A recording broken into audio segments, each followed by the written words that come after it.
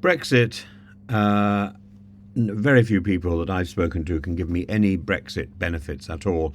And the list of Brexit failures from losing access to the Ankara agreement right the way through to being able to tour with a performance with a show or as a musician. This is part of the tragedy.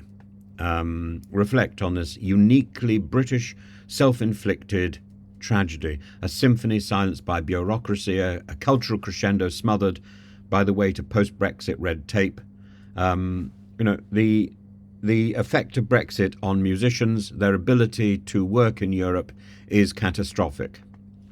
Brexit has fundamentally transformed the music industry's landscape.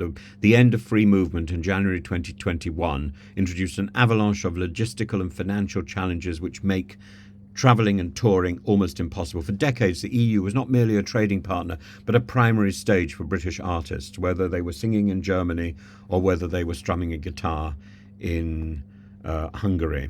But this harmonious relationship has become dissonant. Musicians now navigate an unforgiving maze of visas, work permits, customs, carnets, making even the most modest European tours economically impossible, unviable.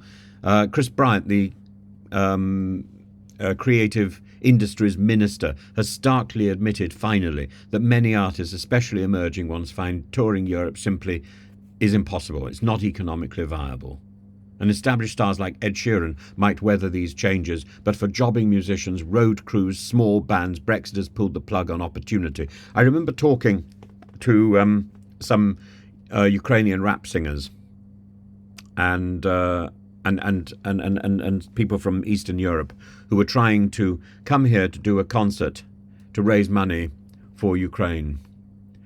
And they found it impossible to get their musicians visas in time to actually do the concert. It's simply madness. It's not just the problems with Europe.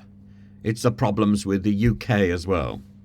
Consider these absurd rules restricting UK tour lorries to merely 3 stops in Europe before returning home. Or the requirement for customs akin to 20th century absurdity just to move instruments. These barriers, not seen in decades, now choke the life out of spontaneity and flexibility, the hallmark of creativity, the hallmark of the creative industries. For classical performers, cabaret acts, independent indie bands, the fallout is brutal. A survey by UK Music revealed that 87% of artists report income losses because of Brexit, with bookings for European festivals down by a third. Victoria Cannell, a UK-based songwriter, encapsulated the mood succinctly: Brexit is hell. Brexit has done more to hurt the bottom line. It's done more. It's eroded the cultural exchange. British artists miss out on European festivals, on gigs, on last-minute opera opportunities in Vienna or Berlin, replacing a singer. Well, could you have a British artist do it? No, because of all the red tape involved in getting somebody over from London into Paris. This stifling environment denies musicians a chance to grow, to share their art, to forge international fan bases. And it isn't just musicians suffering. European audiences are losing access to a vital part of British culture, while UK venues struggle to reciprocate by welcoming EU artists. Labour's promise to improve trade and investment relations with the EU, may sound hopeful, but the reality is grim, and the EU has been clear. Renegotiating the Trade and Cooperation Agreement, the TCA, is off the table. Doesn't matter what the rhetoric may be from Number 10, it's off the table. Instead, solutions like a separate cultural touring agreement are suggested, but progress remains painfully slow. So this trade and cooperation agreement, this is all back to Lord Frost, isn't it? And get Brexit done. This madness. And Theresa May's tautology. Brexit is Brexit. It means nothing. It doesn't matter whether we had a democratic vote for Brexit. That is one thing. But the implementation of Brexit was managed by twits who have left us with a Northern Ireland crisis, which was partly sorted out over 2 years of hard work by Chris Heaton Harris, has left us with a migration problem which still is not sorted out and was entirely a result of erasing the Dublin Protocol and not putting anything in its place. And it's left us with the inability of hard-working artists and musicians to do their job. To do their job. There used to be a time when singers that I knew would automatically train in Germany because there were so many opera houses and small theatres. Now that's impossible.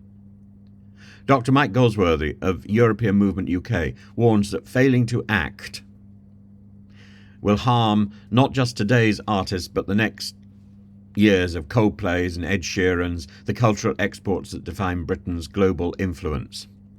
And the music industry is not merely an aesthetic pursuit, it's an economic powerhouse. It's not just art, it's livelihood, identity, it's soft power. John Collins of Live aptly notes that venues, festivals and artists across the UK and EU are all suffering, and it's not insurmountable. A targeted cultural touring agreement could bypass TCA constraints. But the government needs to act decisively, collaborating with industry leaders to cut red tape and restore this vital exchange of art and ideas. Britain's impact, Britain's acceptance of Brexit's impact on UK musicians is a case study in cultural self-harm. We have shot ourselves in the foot.